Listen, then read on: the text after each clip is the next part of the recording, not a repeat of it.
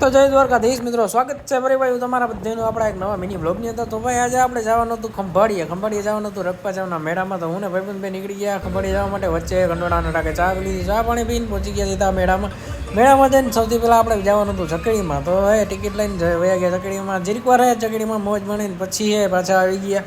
પાછા આવીને પછી ખંભાળીયામાં જે નવી રાઈડ આવી હતી એમાં આપણે જવાનું હતું. આવાથી નવી રાઈડ આ ટાઈપની કાંઈક હતી. તો ટિકિટ લઈને થાય કે એમાં ચડી ગયા. જરીક વાર મજા આવી ભારી. એમાં નવી રાઈડમાં મોજ માણી પછી નીકળી ગયા રાધેશ્યામના ગોલા ખાવા. તો ત્યાં બીજા બે ગામના ભાઈબંધ મળી ગયા. તો એને ભેગા લઈ રાધેશ્યામના ગોલા ખાધા. ગોલા ખાઈને પછી આપણે જવાનું હતું બીજી રાઈડમાં. તો પછી આવી ગયા સીધા હુડકામાં. અને હુડકામાં જોવામાં કેવડી મોટી લાઈન લાગી એ હુડકા માટે.